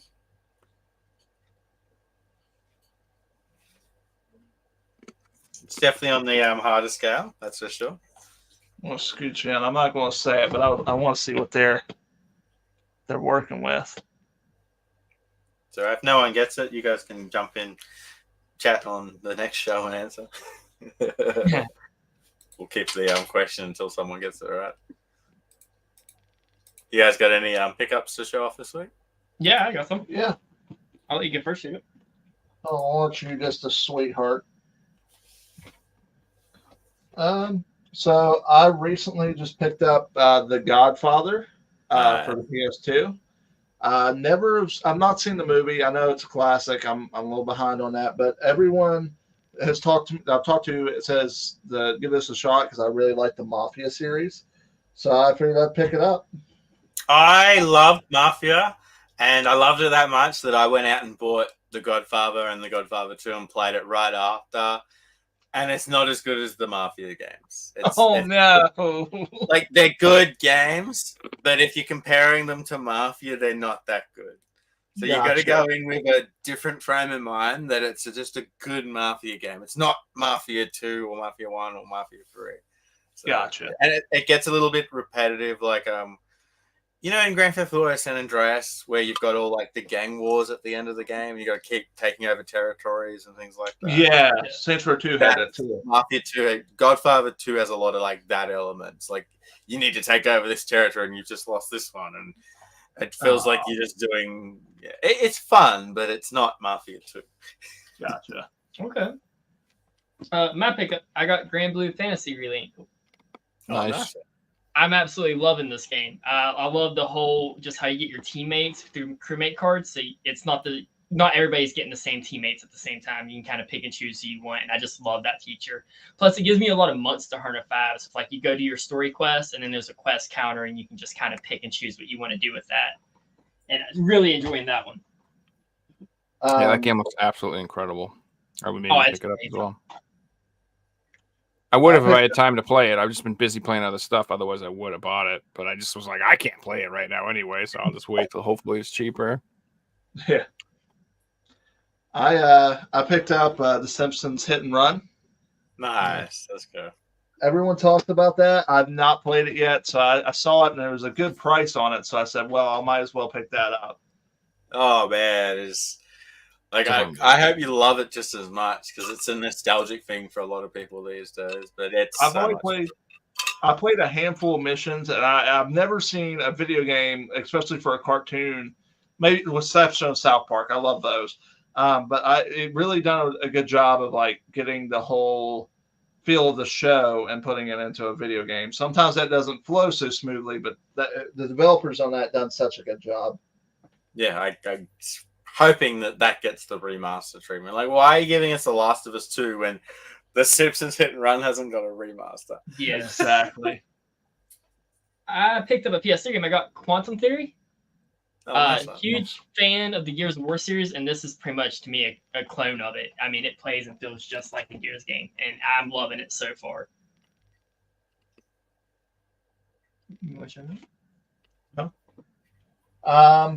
I picked up this is another one on the PS2. I picked up Pac-Man World 2. I'm a huge fan of platformers. It's a guilty pleasure, so I ended up picking that up. And I remember as a kid, like we had a couple of friends that had it, and I was like, "Oh my gosh, I would really like to go through and play that." So I picked that one up. Those are fun games. Yeah, I'm excited to play it. I have the remaster. I'm gonna play it, and then I'm gonna hop into World 2. I also picked up the Legend of Heroes game that came out to 3 and 4. Real big fan of the series. Saw a game, and reason I haven't got to 3 or 4 yet. I'm still on the first Trials of Cold Steel, but they just get stupid hard to find and expensive if you don't pick them up day one. So I went ahead and just snagged it. Well, if you were to buy them both on PS4, they're both expensive games, so it's good to have them and then go for them later on. Yes. You can get the PAL copies for 1 and 2 cheap, but the US only had like collector's editions, so it's like all they came out with, and like they came in steelbooks and stuff, so they're wicked expensive. You can get them on the PS3 cheap. Yeah. Oh, that's true. That's true. And they're on the Vita as well, so that's definitely the way to go. And then this will be my last one: Transformers: War for Cybertron. That's probably my best one in the series. I've never played it before. I picked up the sequel to it at a pawn shop for really cheap. And I was looking for that one because that's the first one in the series. And then I came across it just the other day for a really good price. So I figured I'd pick it up. The Transformer PS3 games have all shot up in price lately, that's for sure. I got two more. I got Rhapsody and the Marvel Kingdom Chronicles. I never played the first one, but I got this for a good price, and I really enjoyed the humor to it and like all the singing and stuff. I just think it's kind of corny, but it's not bad at all. And then I got Cry Machnia too, which I'm enjoying this one as well. I loved Cry Stars, so when I saw this, I had to get it. Looks like Joe's pickups. Yeah, I was on sale on Woot. I yeah. grabbed that too. It was like $25 or something. Yeah, I wait for sales on everything like as long as I can, man. So that's the way to do it. Like right now is the best time to be buying all the PS4 games and cheap PS5 games. So many good deals. Oh yeah. Yeah, I have this really bad problem of I'll get excited and I'll just be like, well, you know, it's only like $30 or $40. I can swing that right now and I'll just get it. And then walk in next week and it's $15 and I'm like, daggone it. I do it if I want to play it. Like I spent $70 on Final Fantasy because I played it the day I got it. So if you're going to do that, then sure, have fun, knock yourself out. But if you're like me and you buy a game and it sits on your shelf for like a year before you play it, there's no reason to be doing that. Like I just the only time I get a rule that if I'm playing a game brand new, I sell it after and then I'll rebuy it years down the line when it's cheap. Because I hate that feeling of buying a game for $70 and then it's worth $10 like 3 years later. It sucks. Oh yeah. Oh, absolutely. It happens. You overpay on some stuff, but you get good deals too. It works out. I just hate when a game's like rare and hard to find and you spend like a decent amount of money on it and then all of a sudden it just gets like reprinted or somebody finds a box of 10,000 of them and it's read it late. Like it happens so often these days. Yeah, I spent like the Disaster Report 4 on PS4, like that got like sold out really quick and it was really expensive and hard to find. I spent like $60 or something like that. And then like all of a sudden like it was everywhere again for $20. I was like, oh. Yeah. Like, yeah, it's definitely. I definitely need to learn, like, because I mean, John's obviously more of a collector than I am. I need to learn some patience and when to pick up titles. Play what you got, man. Before you go crazy. Absolutely. Last week I was showing you guys my Grand Theft Auto Grandia Gran Turismo collection for PS1, and we're moving on to more G. So we have the Grinch.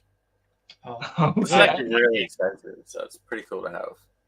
I've never played this one. It looks like a bit of fun, free action, like most of these PS1 titles. But yeah, this one's going for close to $100 these days. So really, and it's got a cool cover too. Really awesome. Yeah, I might have to hunt that up.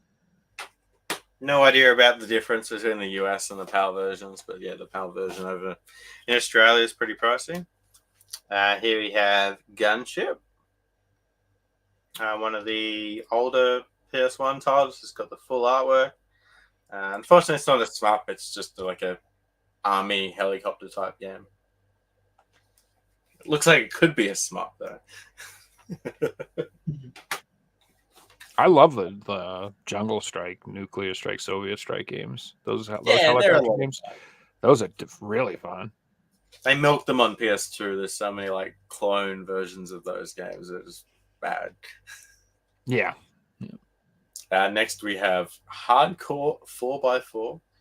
This is like an off-road rally type game, like monster trucks and 4x4s and stuff. I saw a movie with that title and it wasn't about trucks. Now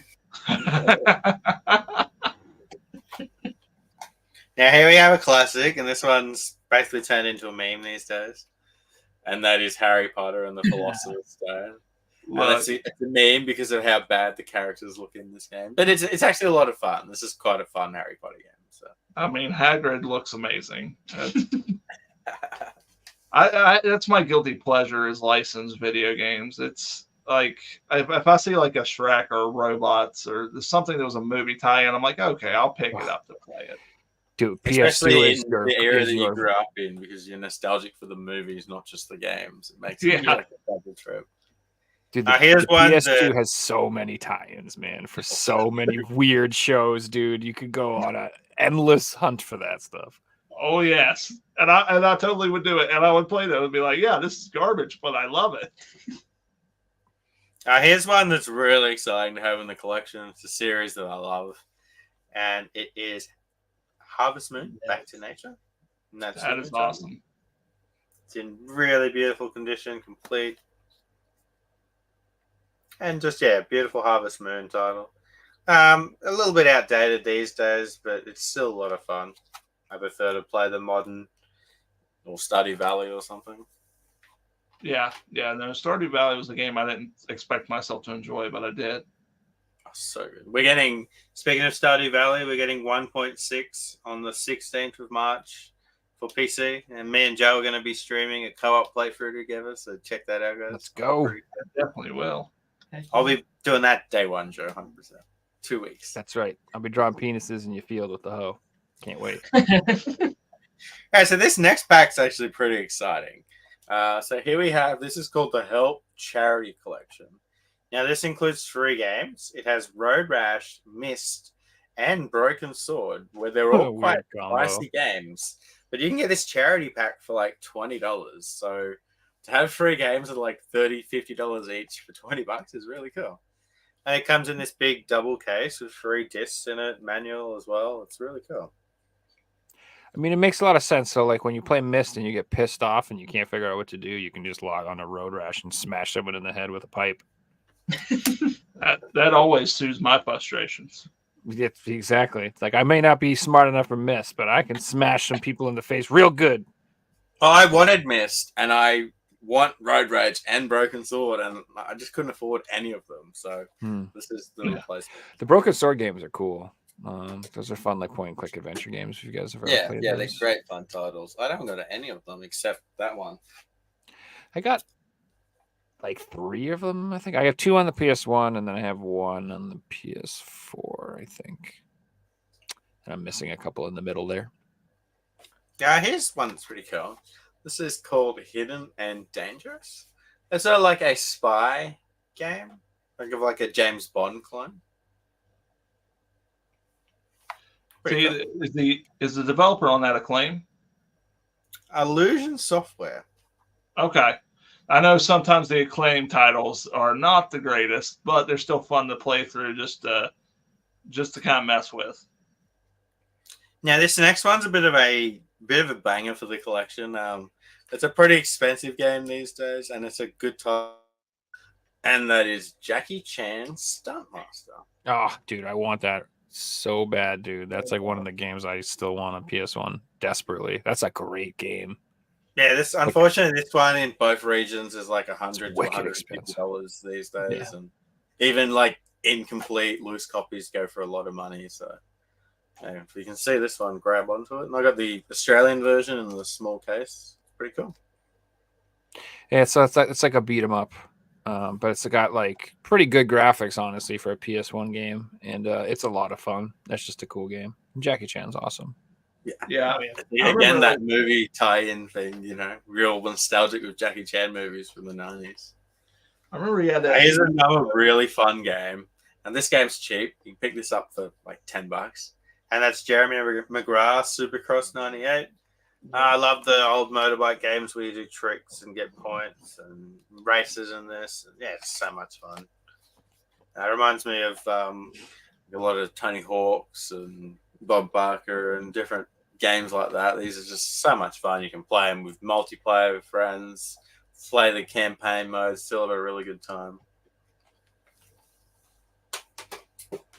Oh, another classic. Here we have Jet Rider 2. Yeah.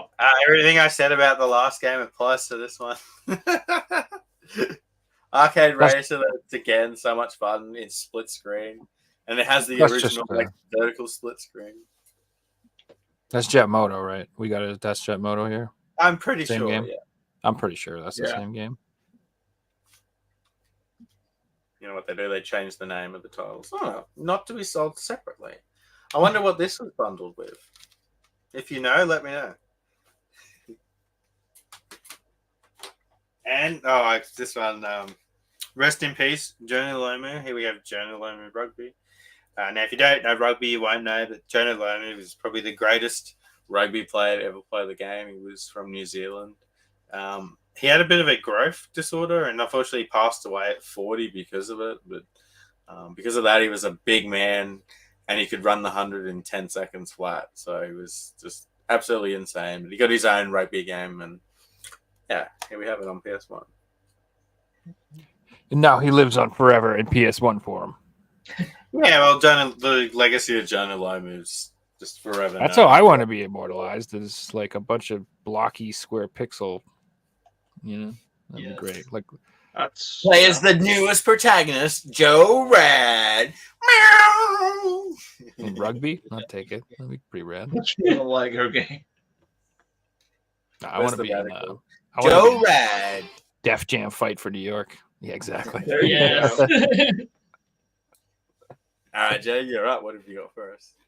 I have one thing.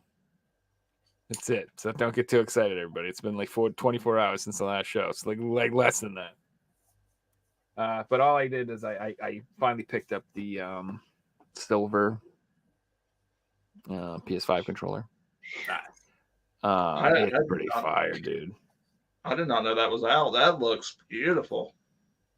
Yeah, they have they came out with 3 new colors. They came out with the silver, volcanic red, and then like cobalt blue or something like that.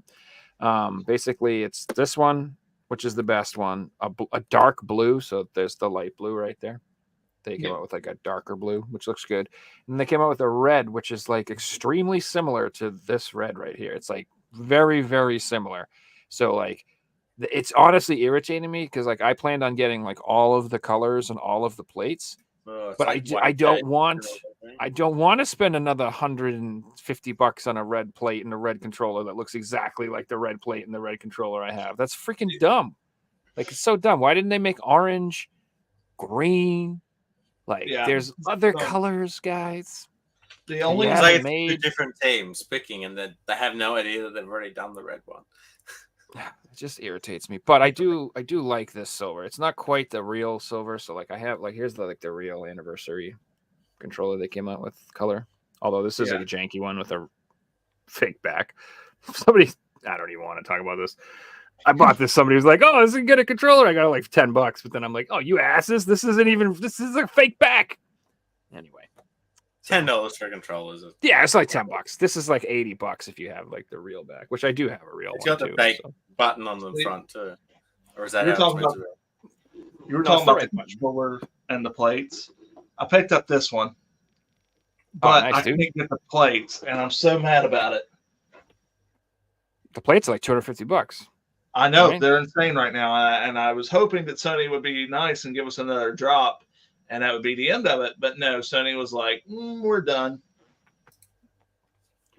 Yeah, that was absolutely ridiculous that they did that. Yeah. So I didn't even the plate sold out like immediately, and I got pissed off, and I just bought the whole console. So I have I bought I have the Spider-Man plates because I bought the damn console because I was not having that noise because I just gone through the Hogwarts controller selling out, and I was furious about that.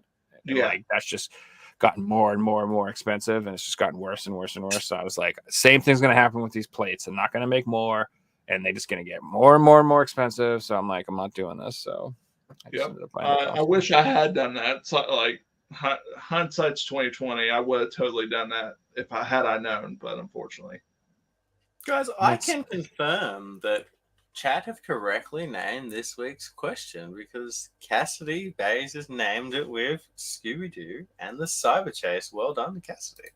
That is impressive. That's my girlfriend. Well done.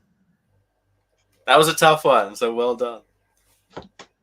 Yeah, I don't know how she got that, but that's awesome. I love that game though. That was a good one. Yeah, that's a good one. Yeah, that's my partner.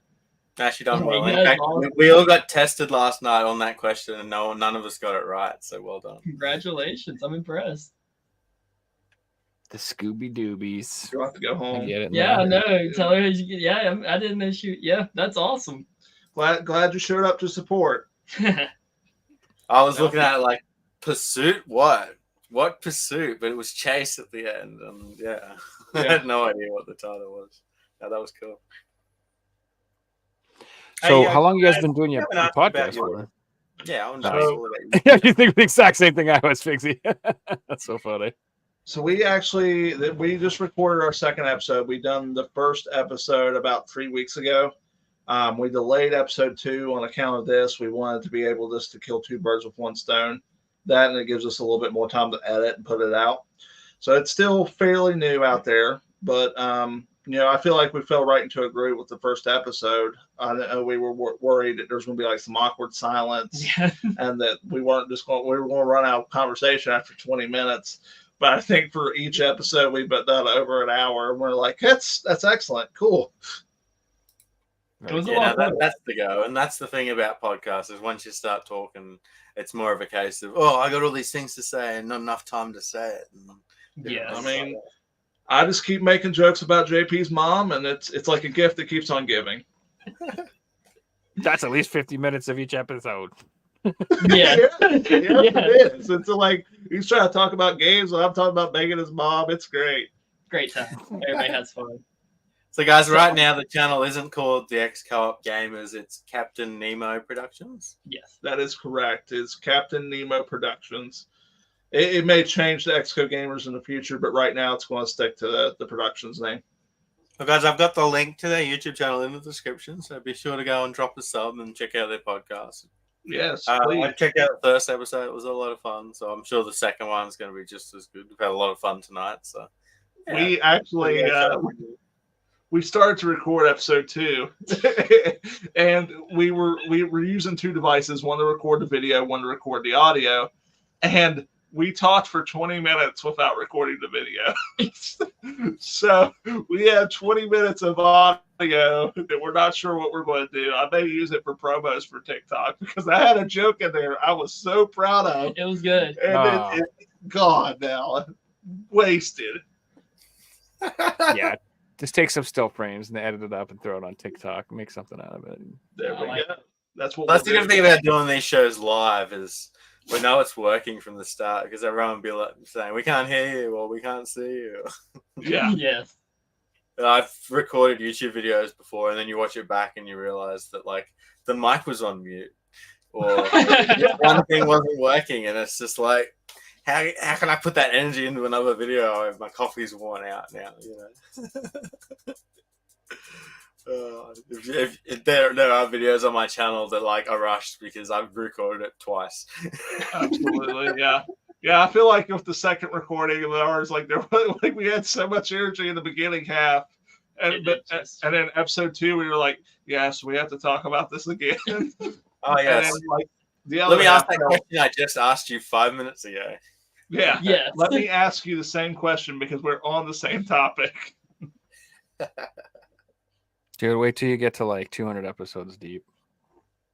Oh man. People like ask you questions. You're like, well, I've answered this 436 times so far in the last 2 years, but yeah, I like Nintendo.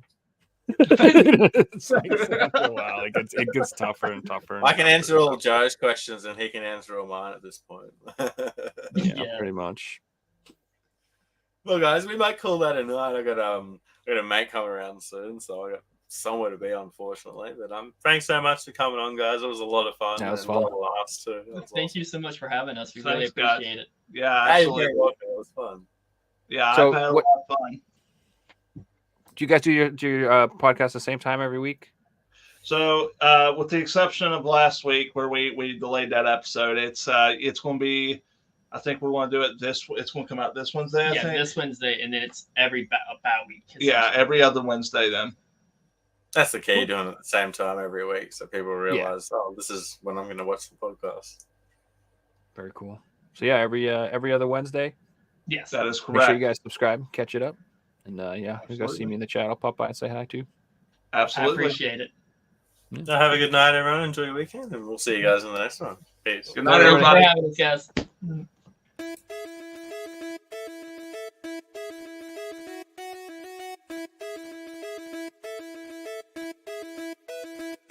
You found the coolest place to be, the PlayStation collecting season. Come on, won't you sing with me? Welcome to the show.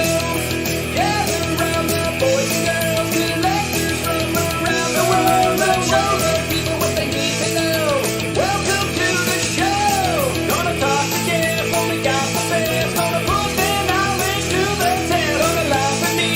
there's a tree gonna show you